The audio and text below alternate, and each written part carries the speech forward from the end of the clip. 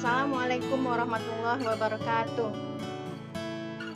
Perkenalkan, nama saya Agustina dari STN 007 Simpang Beringin, Kabupaten Pelalawan. Rekan-rekan pendidik, para siswa, orang tua siswa yang saya banggakan. Dalam video ini, saya akan memaparkan tentang Merdeka Belajar, yaitu penyebaran pemahaman Merdeka Belajar. Setelah kita mempelajari topik Merdeka Belajar, kita dapat memahami 1. Pemahaman gagasan dan prinsip pendidikan berdasarkan pemikiran Ki Hajar Dewantara. 2. Pemahaman untuk memfasilitasi murid agar tumbuh sesuai dengan kodratnya. 3. Penerapan pembelajaran yang memerdekakan murid. Modul Merdeka. Yang pertama, mengenal dan memahami diri sebagai pendidik. 2. Mendidik dan mengajar. 3. Mendampingi murid dengan utuh dan menyeluruh. 4. Mendidik dan melatih kecerdasan budi pekerti. 5. Pendidikan yang mengantarkan keselamatan dan kebahagiaan. Berikut ini poin-poin penting tentang modul tersebut. Yang pertama, mengenal dan memahami diri sebagai pendidik.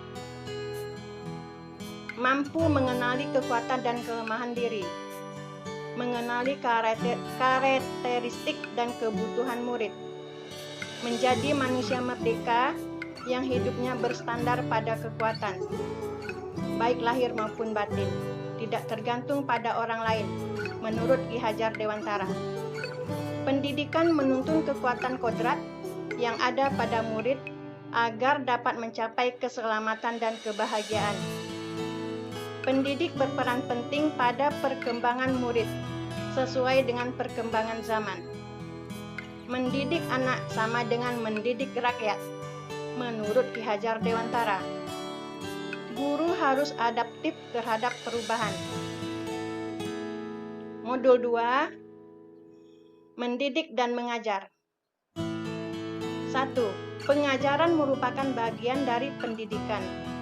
2. Pengajaran merupakan cara menyampaikan ilmu atau manfaat bagi hidup anak secara lahir dan batin. 3. Mendidik adalah menuntut segala kodrat yang ada pada murid sehingga murid dapat mencapai keselamatan dan kebahagiaan setinggi-tingginya. 4. Pendidikan tidak sekedar memberi pengetahuan, namun mendidik keterampilan berpikir dan mengembangkan kecerdasan batin murid. 5. Sistem Among. Ingarsa sung tulada ing madya mangun karsa tuturi handayani. 6. Manusia merdeka merupakan manusia yang dapat memerintah dan menguasai dirinya.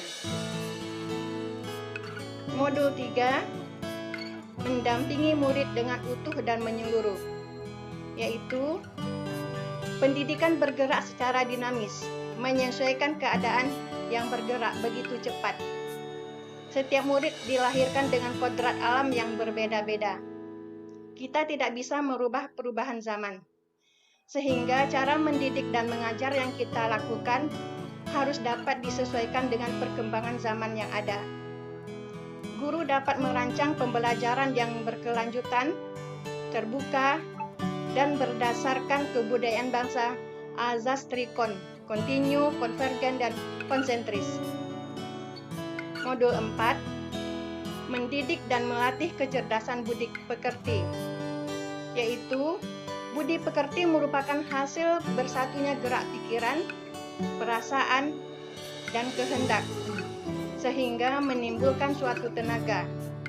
Budi pekerti juga merupakan peraduan cipta, rasa, dan karsa. Budi pekerti murid tidak hanya dibentuk di lingkungan sekolah saja, namun di lingkungan sekolah dan masyarakat. Kodrat anak diibaratkan kertas yang sudah terisi penuh, yang terisi berbagai macam tulisan dan coretan. Sehingga tugas pendidikan adalah menebalkan dan memperjelas arti dan maksud dari tulisan dan coretan tersebut. Modul 5. Pendidikan yang mengantarkan keselamatan dan kebahagiaan, yaitu sebagai guru, kita tidak hanya mengajarkan ilmu pengetahuan saja, tetapi juga memantau dan membimbing murid untuk menemukan pemahaman yang bermakna. Perspektif guru tidak selalu sama dengan perspektif murid. Fungsi pendidikan adalah mengantarkan murid agar siap hidup dan mampu mengisi zamannya. Baiklah, sekian dari saya. Setelah rekan-rekan menyimak dari pemaparan saya tadi, saya meminta kepada semua yang telah menonton ini memberikan umpan balik tentang apa yang sudah saya sampaikan tadi. Saya telah menyiapkan form yang telah berisi pertanyaan, dan dimohon kepada semua yang telah menonton dapat mengisi form yang telah disediakan di kolom deskripsi. Sekian dari saya. Terima kasih atas perhatiannya. Wassalamualaikum warahmatullahi wabarakatuh.